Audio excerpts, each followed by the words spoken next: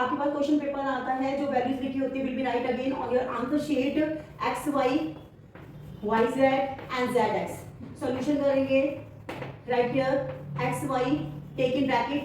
Common की जगह will be sign of the multiplications, y z bracket multiplication z x. Variables हैं student, अभी ने हम प्रोडक्ट करते हैं तो x कितने हैं, हाउ मेनी x 1 एंड 2, तो यानी कि दैट मींस x मल्टीप्लिकेशन में x की पावर प्लस हो जाती है, x कितने x होते हैं उतनी उसके ऊपर पावर लग जाएगी, तो x की पावर यहाँ पे 2 है, बेस x है और 2 यहाँ पे हमारी पावर है, ठीक है। उसके बाद आप यहाँ पे y देख लीजिए, y कितने हैं, तो हाउ मेनी y 1 एंड 2, तो पावर ऑफ 2 ऑफ y, ठीक है। अब z देख लेते हैं, तो z कितने हैं 2, तो दैट मींस यहाँ पे जो आंसर आता है स्टूडेंट, आपका आंसर आता है x square y square z square. Second part करते हैं स्टूडेंट, a है यहाँ पे, a लिख लेते हैं, a के बाद हाउ मेनी a, तो यहाँ पे 2 है, यहाँ 3 और यहाँ एक 1 है, जहाँ कुछ भी नहीं होता वो 1 मानते हैं, तो यहाँ पे a की पावर कितना आ गया। पहले आप स्टूडेंट यहाँ पे क्वेश्चन पेपर में जब भी आपके पास आएगा will be write the game in value of the question solution, और यहाँ पे आप एक देख लेते हैं, sign student plus minus minus, तो माइनस से साइन आ जाएगा, तो how many times of a, तो 2 3 एंड 2 और 3 5, 5 में 1 प्लस करा तो 6, तो a की पावर आ गई student 6, will be right, will be 2 6। Third part करते हैं, थर्ड पार्ट के स्टूडेंट वैल्यूज उतारेंगे, 2 4y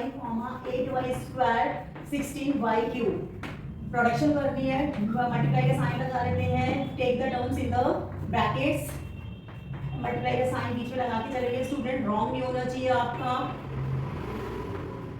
मल्टीप्लिकेशन कर लेते हैं, 2 4 जा 8, 8 8 जा 64, यानी कि हमारे पास यहाँ पे 64 आ गया, y कितने, यहाँ पे 2y है, यहाँ पे 1y है, तो यानी कि y की पावर 3 आ गई, मल्टीप्लाई बाय 16 से करना है स्टूडेंट। टेबल कम कर लीजिए तो आपकी ज्यादा बेटर रहेगा, आपको यहाँ ब्रैकेट के अंदर है पावर,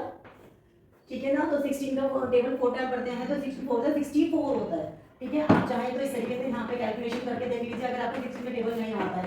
तो 6 4 का 24, 6 is 36, 7 8 4 and 6, तो आपके पास क्या आ गया 1 2 1 0 2 4। अगर आप चाहते तो 16 टेबल से भी काउंट कर सकते थे, अगर नहीं आता है तो आप इस तरीके से मल्टीप्लिकेशन कर सकते हैं, तो भी है आंसर 1024 आ गया। y की पावर के लिए काउंट कर लेते हैं, 3 and 3 6, प्लस के है इसलिए प्लस का साइन लगा दिया student, that is the part of third, okay. अब फोर्थ पार्ट करते हैं स्टूडेंट, फोर्थ पार्ट पे देख लीजिए, यहाँ पे वैल्यू उधर लिख ली हमने, ये क्वेश्चन पेपर में आती है वैल्यूज, आंसर शीट पे will be right again values, product करनी है तो will be sign of multiplication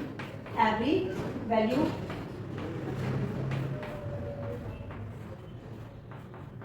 ठीक है। मल्टीप्लिकेशन कर लेते हैं, यहाँ पे 2 है स्टूडेंट, 2 3 6, 6 6 36, तो 36 तो लिख लेते हैं स्टूडेंट। अब उसके बाद हमें क्या करना है, उसके बाद हमें पावर से वेरिएबल्स जो है वो हमें देखने की वेरिएबल्स क्या है हमारे पास, और वेरिएबल्स कितने हैं कौन कौन से, उसके ऊपर हम पावर लगा देंगे। तो वेरिएबल्स काउंट कर लेते हैं, यहाँ पे a है हमारे पास, तो हाउ मेनी a यहाँ पे हमारे पास 2 है, एक 6 के आगे भी a है, b यहाँ पे ओनली सिंगल है, c कितने यहाँ पे c 2 है, तो this is the answer of the fourth part. Last करते हैं, तो सेम